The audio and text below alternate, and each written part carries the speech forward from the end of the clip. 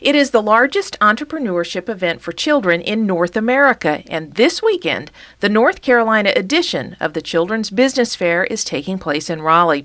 So what is it all about, and why could this event be the start of something really, really special for some of these creative North Carolina kids?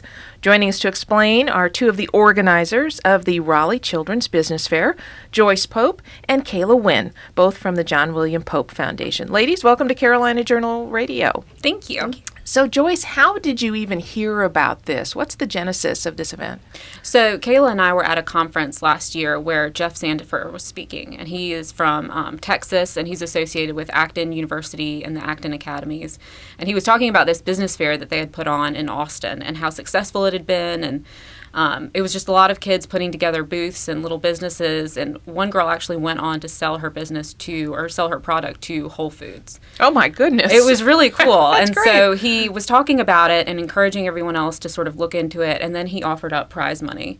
And so I think Kayla and I sort of sat up a little bit straighter in our chairs and thought, it sounds really good. So we started looking into it after that. Wow. So, Kayla, tell me about the types of business ideas that these kids who are involved in this weekend have brought to this. Well, they're actually extremely creative. They're definitely doing more than I was doing by the time I was 6 years old. So we have some kids that are doing jewelry. We have home decor. We've got a lot of allergy-friendly foods like granola, cupcakes, some baked goods. We've got people who are doing original artwork. We've got some people who are doing face painting, cat and dog treats. It's a whole mix of things, but it's actually very amazing to see because they've been coming in, they've been applying for the last month or so. And then each one that comes in is just really different from each other. So it's going to be really fun. So what do they have to do in order to end up at the business fair this weekend? Do they have to come up with a business plan, or do they just say, hey, I've got an idea?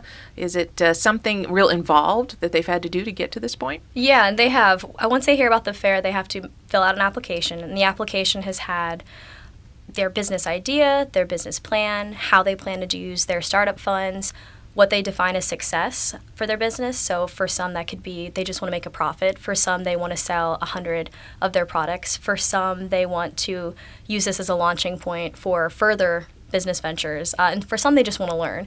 And so it's been a mixed bag, but they just outline their business plan, who's going to be involved, and how they plan to succeed. And then we've accepted everyone that's applied so far, so it's been great. Oh my gosh. So Joyce, are these kids actually selling their products and things this weekend? Are they out there testing the real market? Yeah, they're actually going to be selling their products for real money. So we're going to be set up at the North Hills Commons, and people can come in and shop, and, I plan on spending a lot of money. They've got a lot of really good products, so I'm excited to go around and shop at the different booths. You know what's really interesting, I think, is that we always read about and hear about, and some of us remember when we were kids, you may have done something where you took something and went out and set up the stand. The classic idea is the lemonade stand in your neighborhood, or you've been involved in some sort of a book drive to help pay for something at school. And we were always very excited as kids to do that. And then somehow or another, as we got older, at least for some of us, that was kind of like stomped out of us or something, all that enthusiasm and creativity. It sounds like that's really what you're nurturing here. Well, that's what we're trying to nurture. I mean, it's a really great opportunity just for a couple hours for kids to come out and be business owners and really take charge and take ownership of what they're doing and, interact with customers. And it's exciting for them. I think they're going to take a lot of pride in it. It sounds like it's a real world experience here for maybe ups and downs of what happens when you've got a product, somebody wants it, maybe somebody doesn't. No, I know that I definitely did the lemonade stand when I was a kid. But I wish I would have had a fair that's an official, safe place for them to actually come out, get a bigger audience than just being on the end of my driveway. So that's what we're hoping to provide for them as well. What's great, too, is that you said that they're actually going to be accountable in some ways. They had to say specifically what it is they want to get out of this. So already they're learning that one of the key components of being a business person and entrepreneur is you have to measure whether or not you're successful. That might be kind of a new concept to some of these kids. Definitely. We also had them sign a miniature contract saying, I'll be honest, I'll count my own money, I'll be responsible, I'll show up on time. And so it's all these little things that you don't really think about, I think, when you're trying to participate in something like this. And so we're just trying to make sure that they're reading it, they're taking it very seriously, and then they're acknowledging with their signature that, hey, I'm committed to this fair. I'll show up. I'll tell people where I am. I'll respect other people's things. And so, I don't know, it's been great. It's been really fun. The parents actually have been very thankful that we've put that little component in there. And that's okay, good to hear. so who's more excited about this thing? Is it the parents or the kids as you've been working through some of these things? We are excited. I think we're probably the most excited. I think it depends on who you talk to. I think I've noticed that a lot of the older kids are really excited because I think they're starting to learn as they go. It goes to ages 6 to 14. Mm-hmm. And as they go into high school, they're already looking ahead to like economics classes or kind of what they want to do. And so a lot of these older kids, I think, are thinking one step ahead. Whereas the younger kids, I think, are just very excited to sell something they've made. So they're excited for different reasons. And I think the parents are really excited too because I don't think they've ever seen anything like this in the Triangle before. And so different reasons, but I don't know.